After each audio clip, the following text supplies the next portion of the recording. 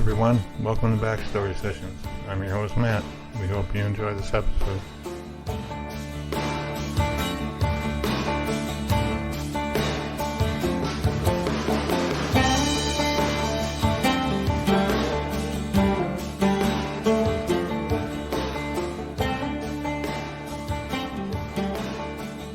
Hey everybody, it's Kat, and I want to welcome you to this episode of Backstory Sessions.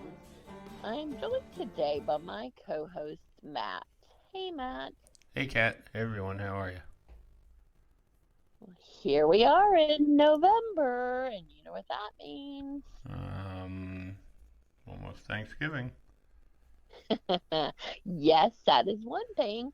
And you know what happens at Thanksgiving? People give thanks and eat turkey and other things. But isn't there like football or I don't know, like you probably watch some kind of sport or no, it's a parade, isn't it? Or is Yes, it? there will be a parade.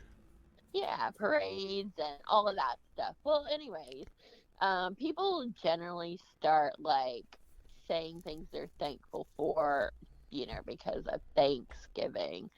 So I see like on Facebook in the past. I haven't seen it yet this year. I guess you only do it so many days, and I don't really know how many days that is. So it's probably not that number of days yet. But people like start posting like one thing a day that they're thankful for. And I don't know if that's within the year or, whatever, like just in your whole life, something you're thankful for. But we are in that season of giving thanks. So That's true, we are. um, this has been a difficult year for me personally in a lot of ways. But, I think when you had difficulties, when you're not having them, you are very thankful. So, Okay. yeah, I mean, not saying that I'm wishing any, bad things to happen so I can feel thankful, but just saying that, that does like give you a better perspective on things. So, Sure. and our guest today, Chase Carson, CC, and like because I just went to Brett Michaels' concert not too long ago, that makes me think of CC DeVille just because CC, his name, but first and last starts with C. Uh-huh. Yeah, and like my first name starts with C, so like I could be Cat Carson, Cat Carter, like something like that. And you could be like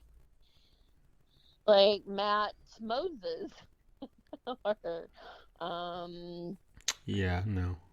yeah, like an RR Roger. Let's go with that Roger Reifenberg or something. So, that's our guest today though is Chase Carson, and he is a young entrepreneur, and also like he is very on fire to change the world, make changes to make the world a better place.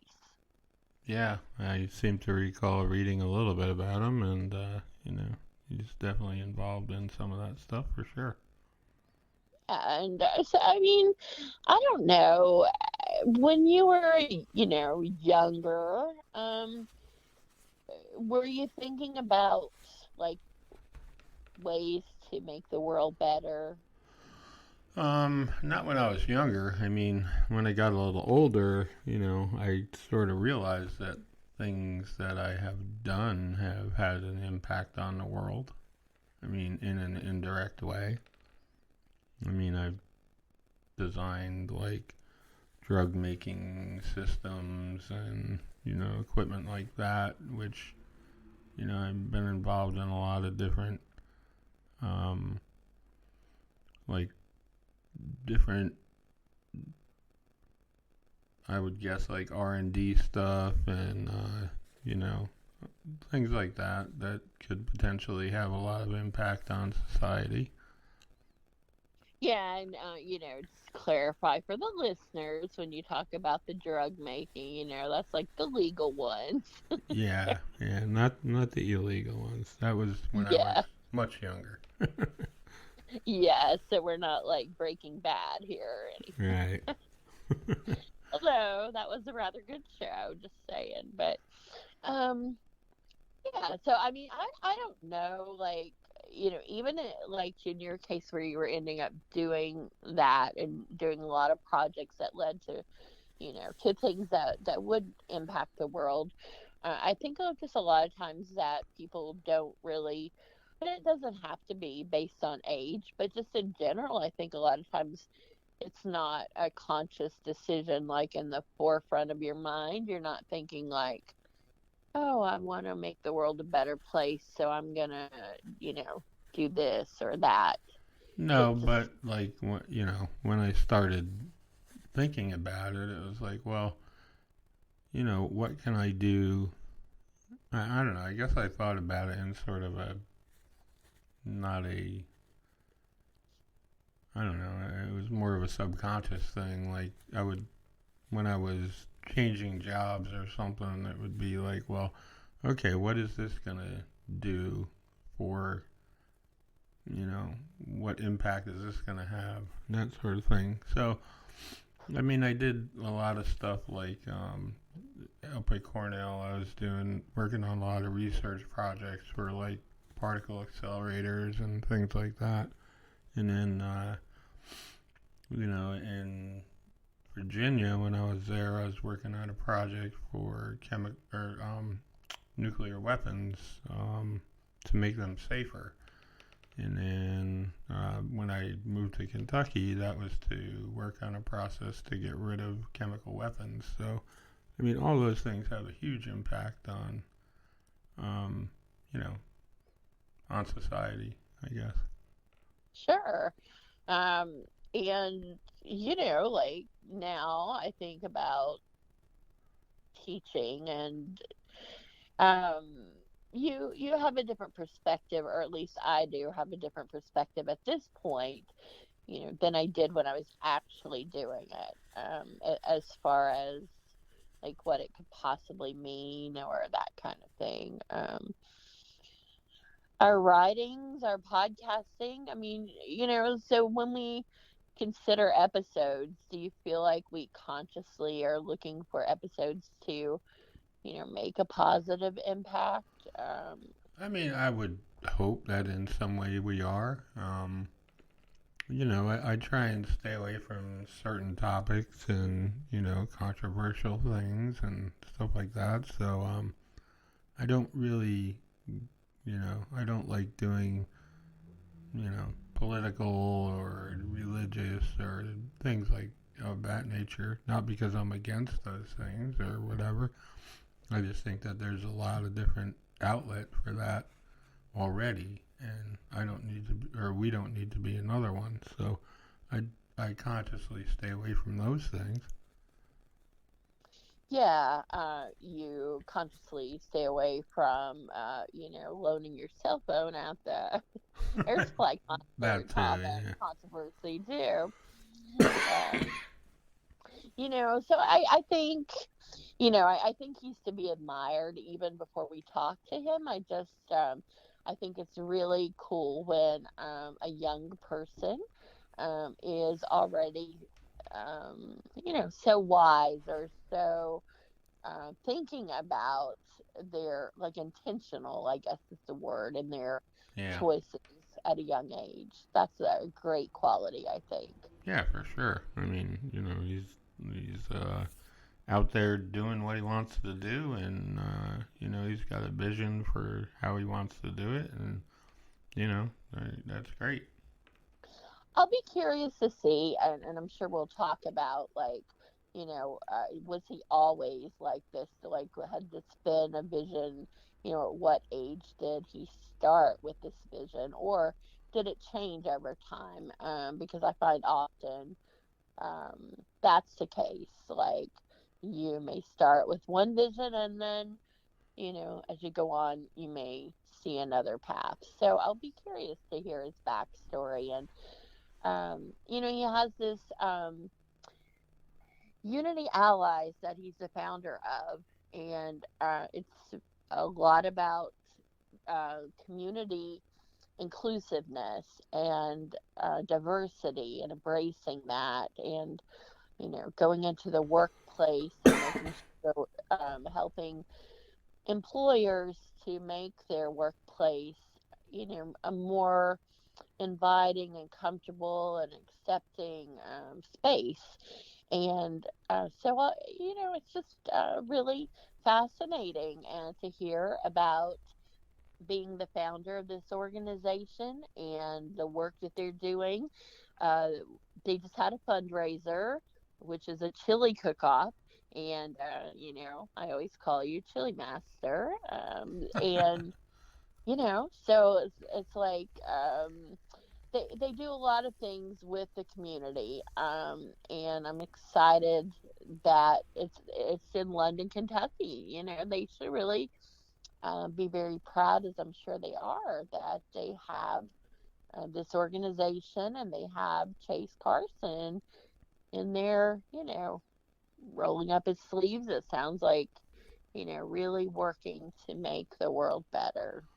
Yeah, I mean, I can tell you from my experience that diversity and inclusion is a big thing in the workplace.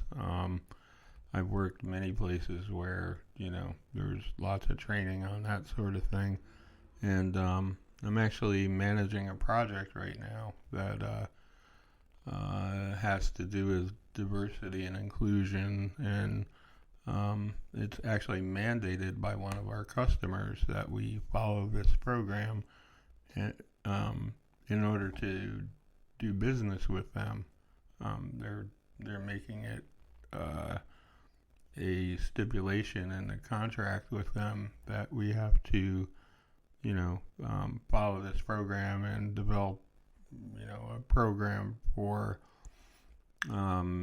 becoming more diverse and spending money with diverse and small businesses and that sort of thing. So it's a big topic. There's a lot out there that diversity and inclusion is a part of. Well, I think that's exciting. And, I think Chase is really on to something. There's a need, obviously, for it. And he's offering a service that is needed and also will make the workplace better, which in turn will, make the employees happier and the product better. If it's a happy employee, I imagine that, there's a better work ethic associated with that. So I can't wait to hear the backstory. He just seems like a very fascinating person. And, you know, like CC, we don't get that too often where the first and last name start with the same letter. And I like that. I like saying CC. So. Okay, well, let's talk to CC and I'll You talk. see what he has to say. Yes, exactly. All right, here we go. Well, Chase Carson, I want to welcome you to Backstory Sessions. We are so excited to have you as our guest. Hey, yeah, thanks for having me. Well, here we are, November, and usually in November, people like start on social media or in their personal lives thinking of the things they're thankful for. So, you know, what do you think that people like, I guess, take for granted the other 11 months in the year that they're really thankful for, but don't really think about that they are? Well, I can't speak for other people, but for myself, it's the weather. It's like every time November hits, it's like the weather does a complete 180, you know? Like it'll 70, maybe low 80 degrees, and then soon as November 1st hits, it drops all the way down to 40 or 50. So I'm guessing from that you do like the warmer weather. Oh yeah, absolutely.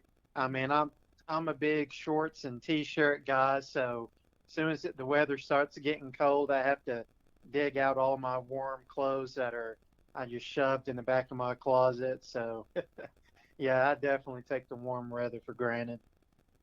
Well, I think you're probably in good company there as far as people taking the weather for granted.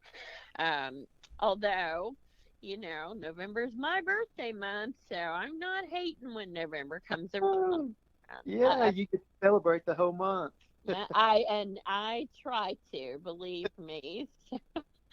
But uh, this this episode is going to be really special because it's a lot about helping and being thankful and grateful and looking for ways that because November is like almost into the new year as well, so people start at that time like looking forward to what can we do to make next year better than this year. So we're going to be talking about a lot of things today that seem kind of seasonal, but yet they're just things that we kind of only focus on at certain times. So I want to start with a quote and get your feedback on, what you think about it. And this is a FDR quote. So, to some generations, much is given. Of other generations, much is expected. Do you agree with that?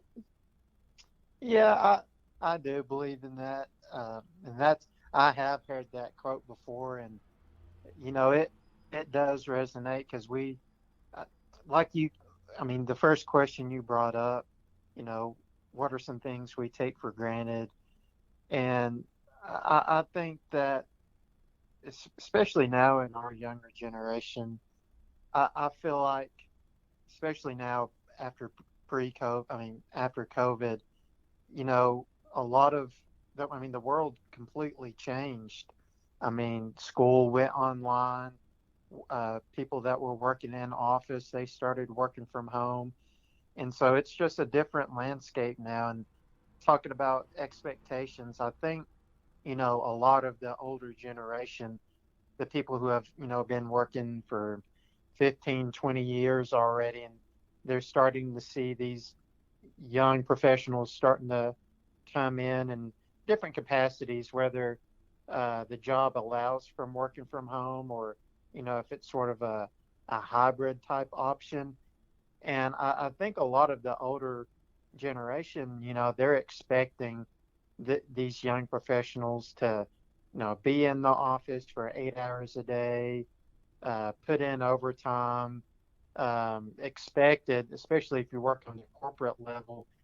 And I think that's just, I mean, I don't want to say it's a fair expectation because, I mean, that's the world we used to be in. But for these young professionals who are just now starting to get into the workforce, this is all new to them. So, I, you know, speaking for myself, I, I graduated Eastern Kentucky University in 2022. So, it was kind of at the back end of COVID. COVID was still in people's minds, but kind of in the back.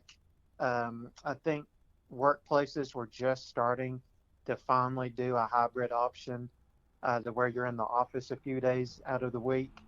And so for myself, I mean, I've experienced that. I'm an accountant for Delta Gas in Winchester, and right now we have a hybrid option, and I know we've had a little turnover here and there because a lot of the people are expecting, the work from home or work more days at home than in the office because that's just the world we've lived in the past 3 going on 4 years now.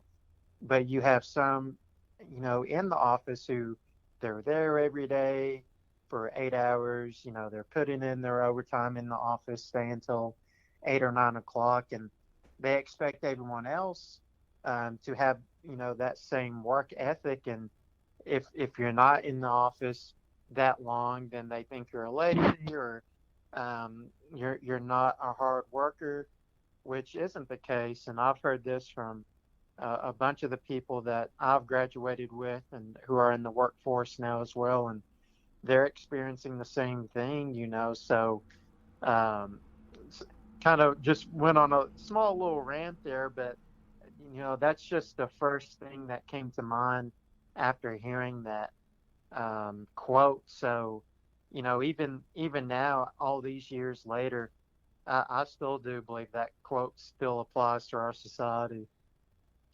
So Matt, I want to pull you in for just a second here with because I find that interesting. People working from home versus working in the office. Do you find also that people tend to judge, I guess you could say, that working in the office is like, a more hardcore worker than you that is choosing to work from home? I can't really speak to that only because when I worked all the way through COVID, and where I work now, it's an essential thing, and I don't think anyone works from home at any time here. So yeah, I can't really say. I mean, I'm sure there's people who would like to work from home, but it just doesn't work in our situation. So Does anyone ever say, like, like, I don't know, like, wish we could work from home? That'd be so easy compared to what we're doing or anything like that? yeah, I mean, I'm sure some people have said it, but I mean, we all know that that's not going to happen. So we just kind of deal with it. Well, you're the hardcore workers, so hats off right there. Shout out. All right, Chase. So I want to know some things about you. Let's get some of your backstory. Like, where did you grow up? So I grew up in London, Kentucky. Okay, and for the listeners, tell us a little bit about where London is and a little bit about London, Kentucky. Yeah, so if you're not too familiar with Kentucky, but know the big cities, so London is an hour south from Lexington or 2 hours south from Louisville. We're kind of southern East Kentucky. Um, we are about, I'd say, an hour north of Knoxville. So we're kind of like in between Tennessee and northern Kentucky. London's I wouldn't say a small town. We've seen growth these past few years. More businesses, more schools, things of that nature coming to London. Our tourism actually it has grown exponentially over the past 5 years. An article just came out either today or yesterday stating that. So a lot of good things are happening here in London. I graduated from South Laurel High School. London has two high schools, South Laurel and North Laurel. Um, I went to South, like I said, go Cards. So I graduated in 2018 and have just been on a totally different path than what I had envisioned for myself when I was still in high school. But London's also, we have the Flower Bakery, which don't quote me on this, but I'm pretty sure it's one of the biggest bakeries in Kentucky. We've recently here in these past few years have started a honey bun tradition here in London, Laura County. And actually, just last weekend, we broke the Guinness World Record for the most honey buns being ate at the same time, with 777 people eating a honey bun at the same time, when the previous record was 770. So Wow. I know. So if you're a big world record geek and like looking up all the world records, you'll see London, Kentucky in the book now. Oh, all right, Matt. What do you think about that? Honey bun capital now. Yeah, they Yeah, finally I did mean, it.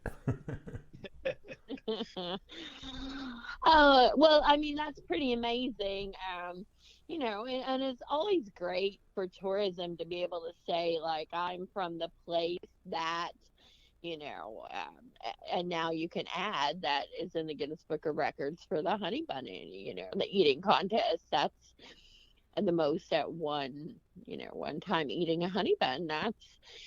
I did not know that was a record that was even kept. Like, I wonder sometimes about these records, like, does someone just be like, oh, well, let's see, how many people we can get together to like eat this, and then we'll get in the Guinness Book. But I've been following this for some years, with London, and so I think that's very I'm so happy that you guys finally did break the record and get in the book. I mean, that's really amazing. And now, like every year, you got a lot of pressure because you're the record holder, and everybody always comes after that record holder. So you've got to practice all year now to like get ready with the honey buns. yeah, I know. I'm just glad to finally have something else to tell people about London because prior to that, I would just tell people that KFC originated in London and Laura County. And that was, once you said that, they were like, OMG, like, oh yeah, we know where that's at. Yes, and now you can add the honey bun. That's great. And I That's right. know, I mean, like there's so many things about London. You are right. It really has grown a lot, and a lot of great tourism things are happening there. One thing you said though, I'd like to ask a little bit more about is that your life kind of was a different path than you expected it to be. So, what did you expect it to be when you were in high school? Oh man. So taking a trip down memory lane. So when I was in high school, I was a really big athlete. Um, Basketball was my pride and joy. My whole life was just basketball. That's all I wanted to do. So my plans hopefully were to go off to college and play ball at a university.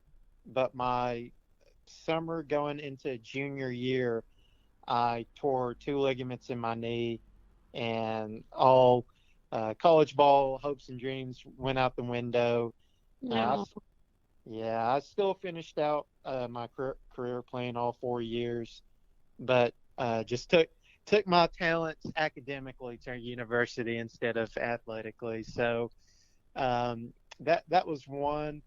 So after that happened, and I kind of came to the realization that I wouldn't be playing ball in college, so I need to figure out what kind of career I want to get into. And that was a really big like coming to heart moment for me because I'd never really thought about it because I always thought I was just going to play ball my whole life. That's what I was going to do for a career. And so I had to just sit down and really think, what are some things that interest me, some things I'm good at. And I talked to a few of my teachers and asked their opinion and to give me some guidance. And there was one teacher, and I still tell her to this day, she was super influential to me. I was where I was, that typical, athletic jock. She sat me down and was real to me basically, and I always, give her a big hug and thank her so much every time I see her out now because she really helps me get my life on the right track. She helped me really start investing in myself and just bringing out the best in me. Shout out to Katie Ray, Miss Ray, that's her name. And Awesome. and so once she helped me out, and I did a little research, I decided I wanted to work for the FBI. And so when I was applying to colleges, I was looking at colleges that had really good degrees for criminal justice because I figured that's what you needed. And Eastern Kentucky University is actually ranked in the nation as one of the best universities for criminal justice studies. So that's the reason why I picked Eastern as the university that I would go to. And then my life changed again through university, but we can get into that later. Well, I find it very interesting and also, inspirational that you did a shout out to a teacher. And that you said, because I pay a lot of attention to the words that people say, and, that you said that she was real with you. Do you find often that teachers are just there to cover the content or to like boost your self esteem, but not really tell you like the truth of, what might really be realistic for a career and what might not be? What was it about her that was real? Yeah, so, I don't really want to talk bad about teachers because I'm a firm believer that teachers are super important in our society. And without them, I mean, who would educate us, And so I don't want to talk bad on teachers, but I will say, the teachers that I had, and not all of them, but some of them, I mean, you mentioned it, Kat. Some of them you could kind of tell, they were just going through the motion. They would, give you a lecture, give you homework, and that was it. They wouldn't interact with you outside of the classroom. They wouldn't discuss personal things often. They were just there to teach you, and that was it. Because that's their job. And so, I mean, I don't want to say that the teachers that I had were awful and I hated them because that Right. wasn't the case. I enjoyed all of my teachers, but Miss Ray, she was, I don't know what it was about her.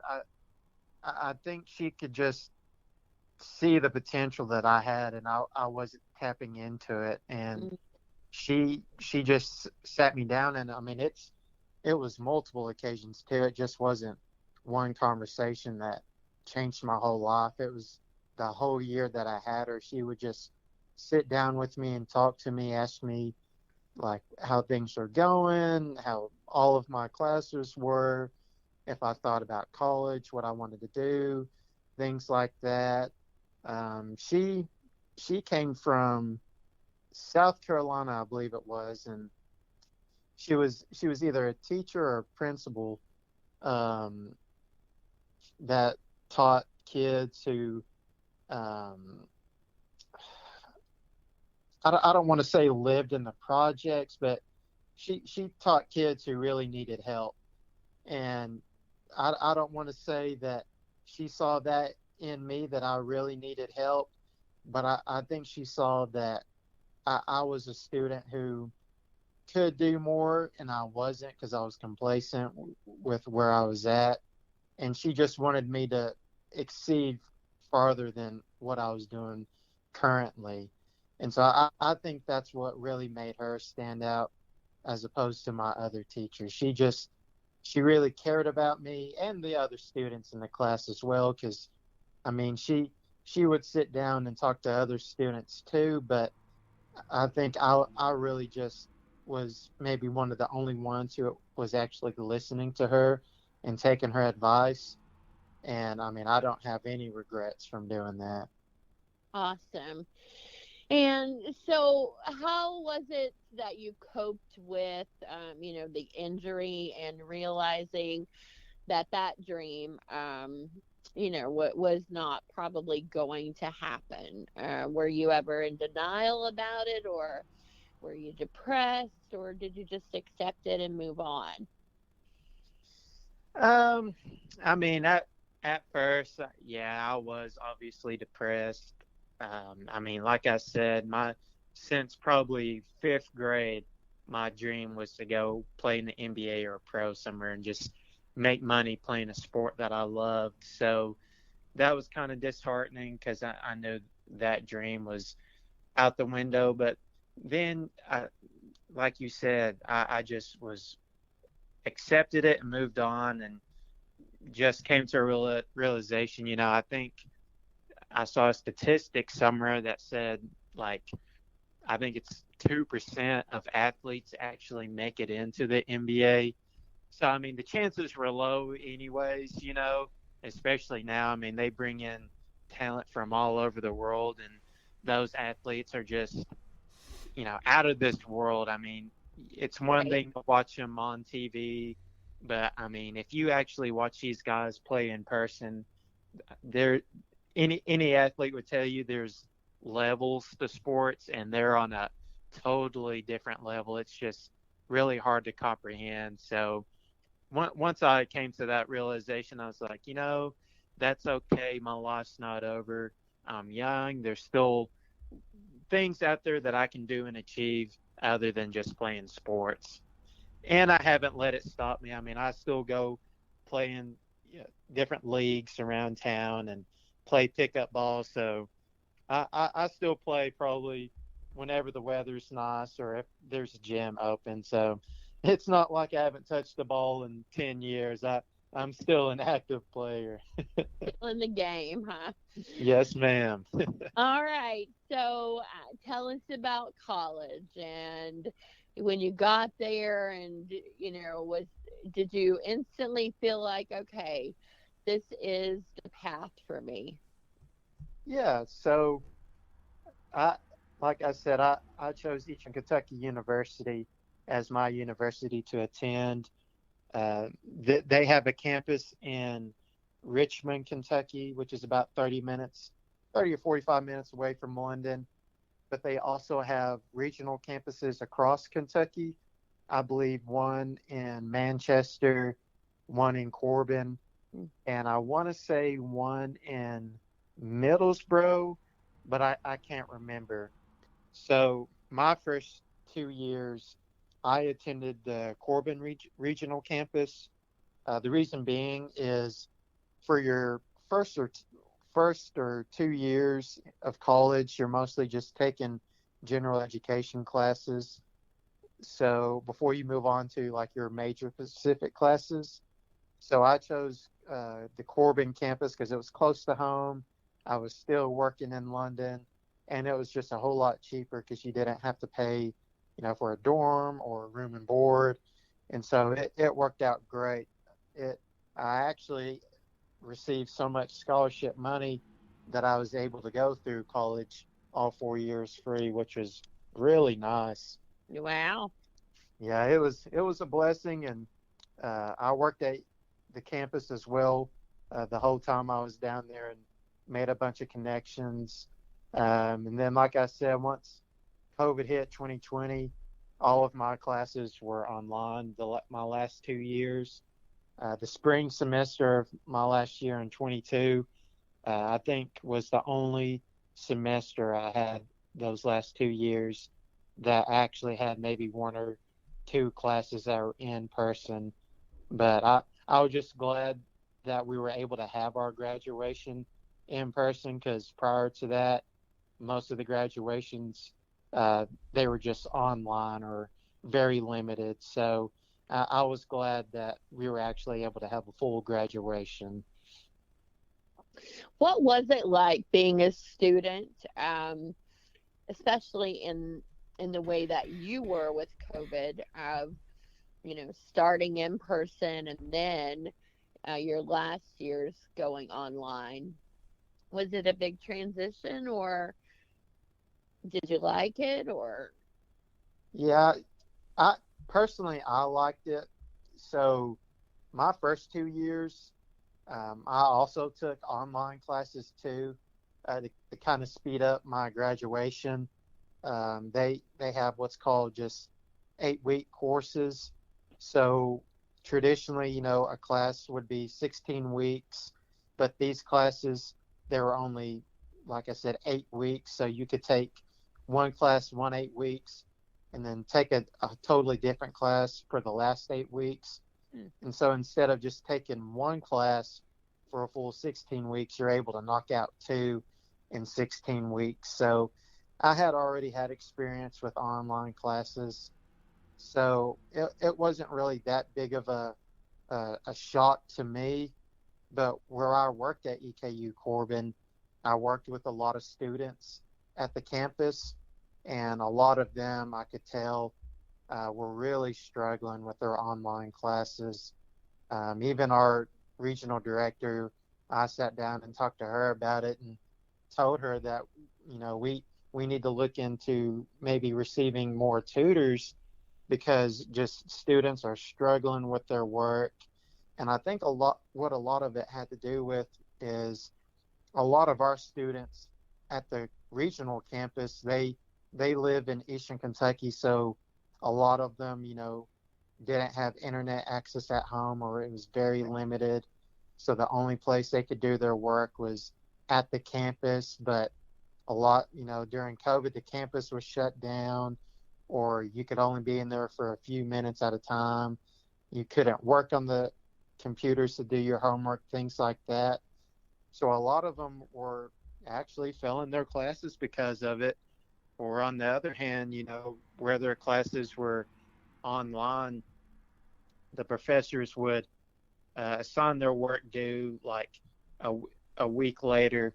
So a lot of them, they would just get busy with other things going on in life and just forget about their assignments and not turn them in, or do them late and receive bad grades. And so that uh, I have seen a lot of students really struggle with online classes, and even in the high school level too, because I have at the time still had some friends who were in high school, and even they talked about how difficult and hard it was, just because especially when you're in high school, you're used to going to school 5 days out of the week, 8 to 3:30, and going home. You're not used to doing all of your classwork or listening to your teachers online. So I mean, yeah, it was a big culture shock for a lot of people. Well, and socialization as well. When you're in high school, that's probably as important as your academics in many ways. And to no longer be able to, um, be in person with, like, if you're a performing group, or even like art or anything, carpentry, whatever, like where you're hands on, um, having to do that from home, that all was a big adjustment, I'm sure. Yeah, and some of the students even missed out on their homecoming or prom or things like that. That's literally a once in a lifetime opportunity to participate in. So, I mean, yeah, like you said, just socially too, a lot of students missed out on things that people, I mean, talk about taking things for granted. I looking back on it, I took all of those things for granted because I never would have thought there would have been a worldwide pandemic that would have, Right. took me out of having that chance at a prom or homecoming or something like that. So, yeah, you're absolutely right. Well, do you think now that we're like a couple years out from, the pandemic almost, are we back to thinking like, oh, like, have we forgot about it basically, except for when we reflect? Um, I honestly think society is divided on that subject because I still see people walking around grocery stores or airports wearing masks, washing their hands every 5 seconds. right. Uh, still trying to social distance, and so I think a lot of people still have trauma from what the world went through a couple of years ago. But at the same time, I think people are still out there who are, they're over it. They don't care about COVID-19 anymore. If they catch it or they get sick, tough luck. They'll get through it. They don't care anymore because they want to go back to their normal lives. Right. And you know, I, all power to them. I want people to live their normal lives. But I think at the same time, we have to be mindful that we are in a different world now. We've seen what, a worldwide pandemic, a brand new disease can do to our society, especially if it's deadly enough. And so I think we just have to be mindful and be graceful to others around us, because you never know. I mean, I see people make fun of folks who still wear masks, and I'm just like, we shouldn't judge these people, because you never know, they may have lost a loved one from COVID and they're traumatized from it, or they even have a low immune system, and so they're susceptible to diseases, and they're just scared, they don't want to catch something like that and end up in a hospital for a long time. So yes, I'm all for people living their lives like they used to pre-pandemic, but like I said, we live in a different world now, where that should be on our mind all the time, that hey, in a span of like 2 weeks, everything can be shut down and we're all quarantined at home. So Yeah, it was pretty fast for sure. And so, how does it happen, from all these things and graduating from college, that you become the founding director for Unity Allies? yeah, so uh, going back earlier to what I was saying about my life completely changed when I was in college too. So during 2020, I mean, it was a year. It was probably the year that had the most going on in my lifetime, thinking back on it thus far, because we had COVID-19, but at the same time we had a lot of civil unrest going on in our society, with the killings of George Floyd and Breonna Taylor, and that's when my life changed for the better. It put me on a different career path. So a little backstory: my whole life growing up, I've role modeled Martin Luther King Jr. and Nelson Mandela. Those two guys I've always looked up to my whole life, and wanted to model my life after them, and hopefully touch the hearts of as many people as they did, and just leave behind a good legacy. So I believe it was 2013, um, what Trayvon Martin got shot and killed by George Zimmerman, and I was 13 years old at the time, and seeing Trayvon on the news, I mean, he was a kid who I felt like looked just like me, a young black kid, living in an area that uh, I don't want to say lacked diversity, because they lived in Florida, and so diversity was um, a whole lot more present than it is here in London. But just a kid who, was walking down the street, minding his business, and a guy just saw him, thought he looked suspicious, and shot and killed him in cold blood. And so, hearing that story and seeing it on the news, every time I saw Trayvon, I saw myself. And from that point forward, I just was super passionate about anytime something like that would come on the news. I was being a big supporter of it. I was advocating for it. I was trying to educate my friends, family, people in my community on why these things were happening and why they were wrong. But at the time, I was just a young kid, and no one thought I knew what I was talking about, and I was just blowing hot air. So all this time, I just had all of this bundled up, and was just kept it to myself, and didn't feel like I could talk to anybody, because um, my life, I'm biracial, so my father was black and my mother's white, and my mother has raised me majority of my life, because my father passed away, rest his soul. And so, she she didn't fully understand the things that I mean, even still now go through being a biracial young man in society. I'm either too black or too white. There's never an in between. It's always one or the other.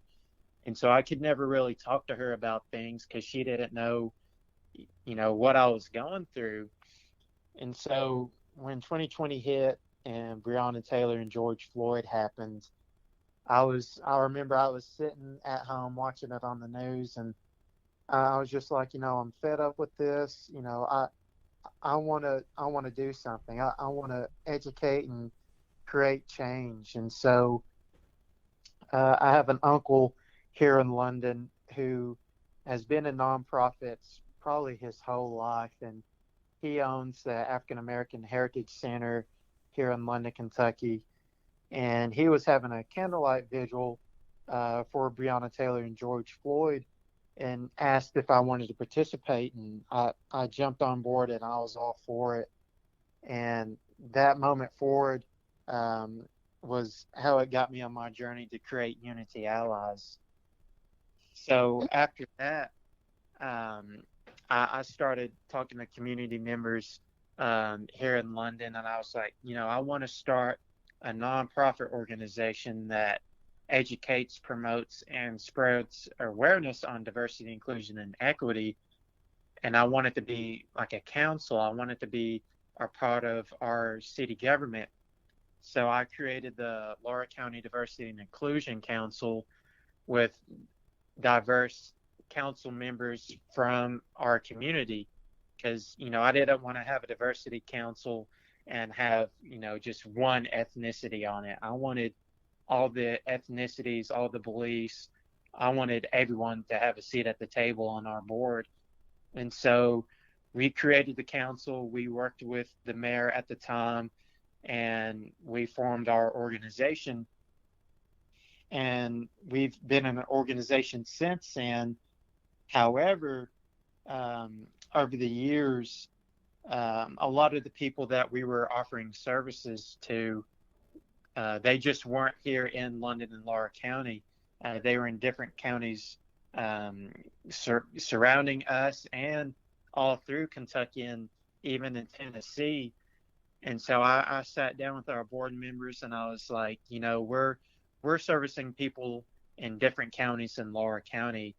I think we need to rebrand and change our name, because people are probably going to be wondering why Laura County Diversity Councils offering services or working with the government in like Fayette County, for example. And so I was like, let's think of some names that we can rebrand our organization to where, we still keep that same message, and we still let people know that we're on their side. And so that's how we came up with Unity Allies, because we believe in a unified world where everyone can live together and respect each other's differences. And then allies, we're an ally for everyone. It doesn't matter what you believe in, your religious or sexual beliefs, what ethnicity you are, what culture you come from. We're your ally. We're on your side. And so that's sort of how Unity Allies came about. And since 2020, we've been a successful and sustainable organization that's helped multiple counties across Kentucky and Tennessee. And hopefully the long-term goal is nationwide. Awesome. And so the diversity for your board, tell us a little bit about that. Who's represented? Yeah, so we have African American community represented. We have Hispanic Latinos represented, Caucasian, LGBTQT,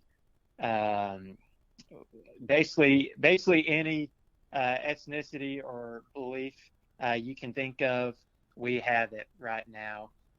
We're still growing. We're still looking for other members from different communities to join us. We're really selective with who we put on our board. because every single one of us is really passionate about this work, and we want to put in the work and work hard and see this organization succeed.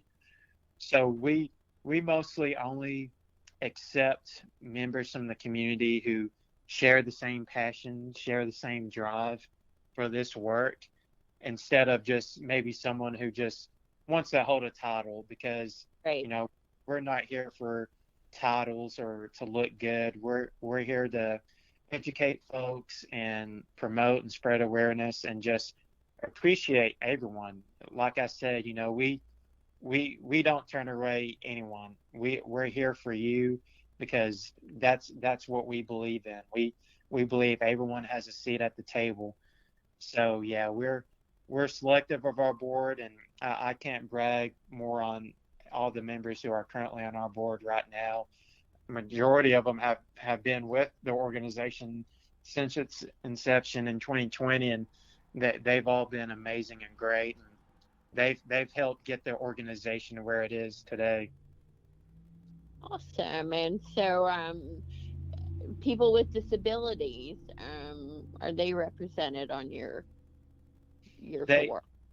Yeah, we used to have a person in the past who represented that community, and they unfortunately had to step down due to life reasons, and so that position is actually one of the ones that's open right now, and we've been searching, and we have a few people in mind.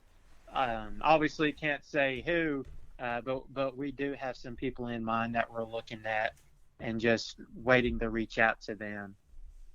So the Unity Allies, what services do you help people with? Like for the listeners, if I'm out there listening, what do I need you for?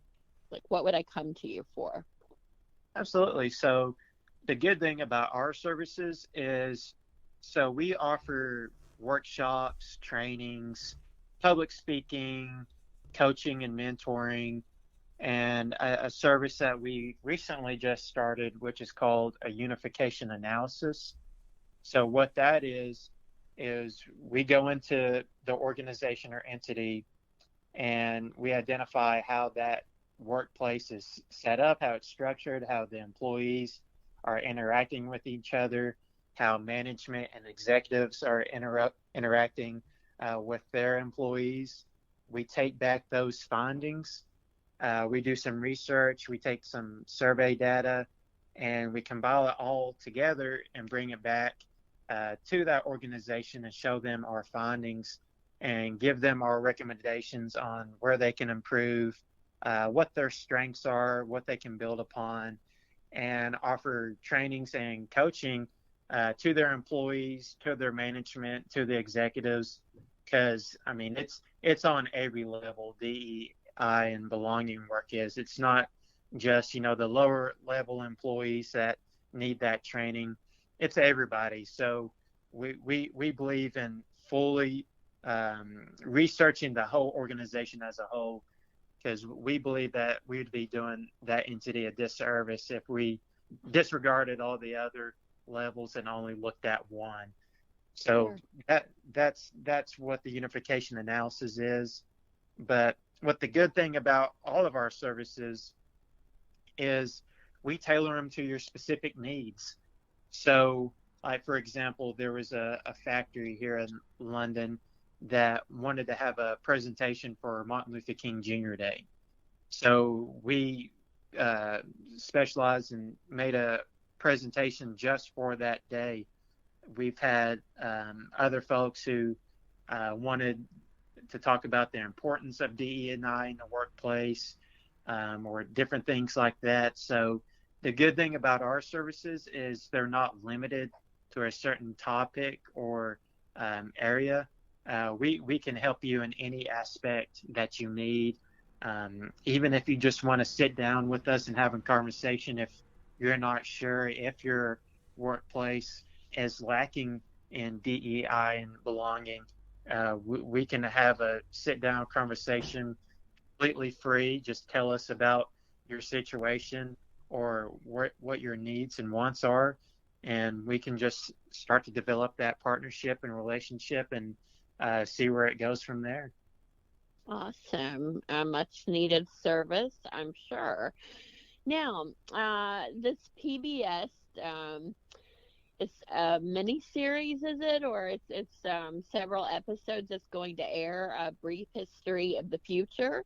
How did you become involved in the documentary? Yeah, so um, actually, it's a funny story. So it was on a Sunday afternoon, I believe, which was really odd day to choose to record for a documentary. Um, well, at least in my opinion, because it was my first one I've been a part of. So I don't know if that's a norm or not, but I was It's for I our was podcast, but yeah. But so I think it was on Saturday. I was out of town, and I had limited service on my phone, and so I got back to town later that night, and so I received an email from an organization that I've worked with in the past, and so um, they were extending an invitation to me to participate in a documentary and gave me a little information about it. And they said the only catch is we're recording tomorrow at 3 o'clock. And I was like, oh my gosh. I mean, I have church and these other things. And I was like, I kept reading a little bit more in the information that they provided. And I saw that one of the executive directors for this docu-series is actually uh, the artist Drake, and Drake's one of my, he's probably my favorite artist. And so as soon as I saw that, I was like, yep, I'm dropping everything and I'm going out there tomorrow afternoon at 3 o'clock. goodbye, church, for tomorrow. Exactly. I had to let my preacher know. I was like, listen, like this is a once in a lifetime thing. Drake's producing this. Like, is it okay if I miss? And he was like, Chase, I mean, yeah, absolutely, go ahead. And Yeah. so um, I can't I can't remember the exact town that we recorded um, the documentary in, but it was way far out, Eastern Kentucky. It was, I think, about an hour and a half from London, so it was quite a ways out. Didn't have service out there, and so I was paranoid the whole time I was driving out there that I wasn't going to the right spot and I was going to miss the opportunity. But um, luckily, I got to the venue where they were recording, and it, honestly, it was like a really big shock to me because I mean, you watch movies and you see like everyone acting, and I mean you just see the actual motion picture. You don't actually see everything that goes on behind the scenes.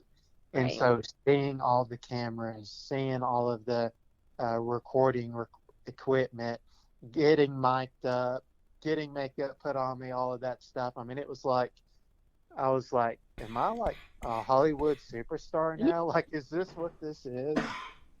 So You it. taking selfies too, like to Oh remember yes. it. Oh Yeah. yes. And Yeah. um, I participated. There was, I believe, 8 other folks um, who are in the episode with me, and all of us had that same reaction because it was all new to us. And yeah, I mean, it was a super great experience. Well, I can't wait to be able to watch that. It sounds very interesting. And so, a brief history of the future. Give it to us. What is a brief history of the future that you all talked about? Yeah, and so that's the thing that was really unique about this episode is, like I said, we had, I believe it was 8 different folks. It was a roundtable discussion, and we were just asked a series of questions on what we thought the future for Kentucky specifically looked like, but just the broad future for the whole world. And all 8 of us had different perspectives. All of us are in the nonprofit world, so different industries. And so each one of us had a unique view of what the future looked like. And so I, I believe one of the folks, they were in clean energy. And so the future that they envisioned was a Kentucky that had a lot more investment in their clean energy and just our world in general. Another person had, I believe, agriculture. Um, they mentioned how agriculture was struggling right now, and how in a vision that they saw the future was more funding would go to organizations that uh, were specifically for agriculture and helping to produce basically more farm to table food. And so, and then mine, obviously, where I'm in the industry of DE&I and helping people, the industry that, well, the future that I envisioned was a future to where all of us were able to live in a world where we were able to respect each other's differences. There is no prejudice or racism or discrimination. We all loved each other for who we are. And I remember um, a thing I specifically said, and I say it a lot because, like I said, Martin Luther King Jr. He's someone that I've grown up my whole life um, role modeling after, and just listening to all of the things that he said. Because if you actually sit down and listen to all of his speeches, not just the "I have a dream" speech that so many people know. If you actually listen to a bunch of his speeches, or just him talking in general, that man for his time, I mean, he had uh,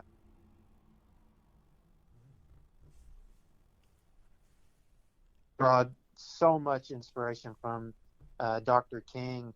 But one of the things that I quoted that he said um, was he was speaking to a group of college students in Memphis, Tennessee, and this was a day before he was actually assassinated.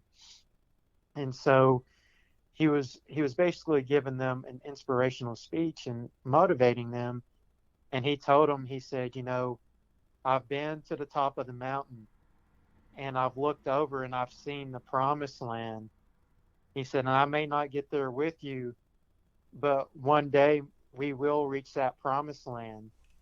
And the way that I interpret that quote is when he mentions that he's been at the top of the mountain. So he's fought his whole life, during the civil rights movement.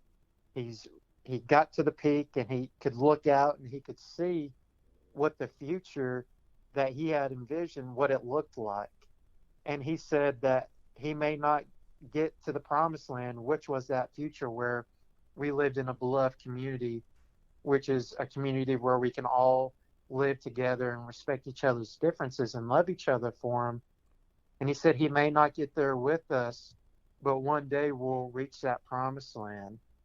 And I believe that quote still applies today because, that was back in 1965. And here we are, 2023, and we still haven't reached that promised land. And the way that I view it in my head is, we're still journeying down that mountain that he was at the peak of. And, if you're religious, I like to relate it to, Moses leading the people to the promised land. We're still on that journey there, but we haven't reached that destination yet. And so that was the vision that I had, was that we had finally reached that promised land of a beloved community. And so, when will we be able to watch this um, series of documentaries? So there's not a set date scheduled yet, but I believe it should be in February of 24. I just Okay. don't have an exact date yet, but it should be February of 24 on PBS. Well, that sounds like that was a really incredible experience for you, and I can't wait to, to hear everyone's thoughts on our future and, how bright or, I guess, unbright, depending on your point of view. So, what's next for you, Chase? I know Oh, life has been like, you think it's going one way and then it's gone another. What do you anticipate is next?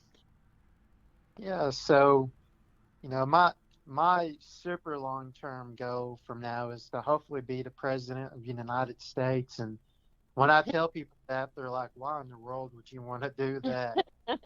But I just have a I'm just passionate about helping people, and not just the people where I live, but just everyone. I want to help as many people as I can, and I want to leave behind a good legacy and just lay down that foundation. And so, what's next for me is just continuing to educate myself, continue to better myself, and um, hopefully start running for public office. Currently, I'm a City of London Tourism Commissioner, but I'm hoping to hopefully run for City Council for London the next election and hopefully get elected to serve as a City Council member and hopefully continue moving up the ladder from there while also doing the work of Unity Allies and reaching the lives and hearts of people across Kentucky and hopefully across the nation. Well, Matt, I mean, we may just have the future president on with us, today on our That's podcast. right. Yeah, that'd be awesome. I know. We're going to hold on to this episode. Yeah, and 20 years down the road, we may have to have a special guest, President Carson, back on the show. That's There you go. right. We'll be expecting that you'll come when we call for that. Oh, absolutely. I'll mark it on my calendar now, 20 years from away. There you All go. right. Put it out there, universe. Matt, do you have any question before I have one, kind of last question? No, I'm gonna let you take the last one. Okay, so we always like, and generally we end with like some kind of funnier or light moment kind of question. So I think it all kind of ties into what we started talking about with generations. So is classic rock? Do you think that needs to be on the oldies station? That's going to be my question to you. Well, if it needs to be on the oldie station, then I'm an oldie. Because let me tell you, classic rock is one of my favorite genres. And, I'm only 23 years old. And so if it's an oldie, I guess that makes me about 43 now. All right. Well, he's got my vote for president right there with that answer. So, yeah, it's been so interesting to have you on, Chase, and what an honor it is to get to talk to you and hear your story. And, we look forward to following you as you go on this journey into the bright future that you've talked about. And we'll definitely be tuning in and following you. And we hope that before 20 years, maybe you'll be governor and, some other things. But as you move along the journey, we'd love to have you back and just, hear how you're doing and what you're doing. Absolutely. Yeah. Thanks for having me. And I'd love to come back on here and talk to you all again in the future. One last thing before we go. Um, Unity Allies, we're actually having a chili cook-off on November 3rd. So if you're a chili cook-off fanatic and you have the best chili recipe in the world, please come out and register to be on our event. You Now, can find it Matt, at Matt is the chili master. I always say that. Oh my gosh. I am not. Well, even if you don't want to cook, you can come out. It's at the London Community Center, November 3rd, from 6:30 to 8 o'clock p.m. We're going to have delicious chili. We're going to have food, drinks, raffle items to give away. It's just going to be a whole lot of fun. And this will be our third annual chili cook-off. And every year, all of the contestants, they like to talk smack. So, Matt, I'm telling you, if you got a chili recipe that can shut them up, I encourage you to sign up. You never know. So how many do you expect as far as how many people are there with their secret chili recipes? Oh, it's untelling. We've had as many as up to 25 contestants Wow. one year. So, I mean, the competition's heavy. So you just need to make sure that your recipe's perfected and you're ready to show out, because our judges, they like to judge hard too. If your chili's not spicy, or it's cold, or if it's not sweet enough, I mean, they're really strict on you. They won't just give you tens across the board. So you really got to bring your A game. All right, Matt, you got your work cut out for you here, but Yeah. we'll definitely post that in our Facebook group. So for the listeners, you'll be, getting some information about this before that it actually happens, to remind you to check that event out. That's really amazing. And as you talked about the weather, November is a perfect chili month. So Absolutely. It's the perfect time to warm up your insides, but hopefully in a good way. But yeah, you can find all the information on our Facebook at Unity Allies. The link to register is on there, as well as more information. So if you're interested, again, you can find us on Facebook at Unity Allies. awesome. Well, thank you for being an amazing guest, and we look forward to the chili and to seeing what Unity Allies, continues to grow and serve people, and then also Chase Carson, what you continue to do with your life. Absolutely. Again, thank you all so much for allowing me this opportunity this afternoon. Anytime, Chase. Thanks for coming by. As always, if you have any questions, concerns, or comments, you can send those to Kat at iWritePlease@outlook.com, or you can write to me at backstorysessions@gmail.com, or Matt at level11ventures.com. Thanks for listening, and we'll talk to you soon. Take care.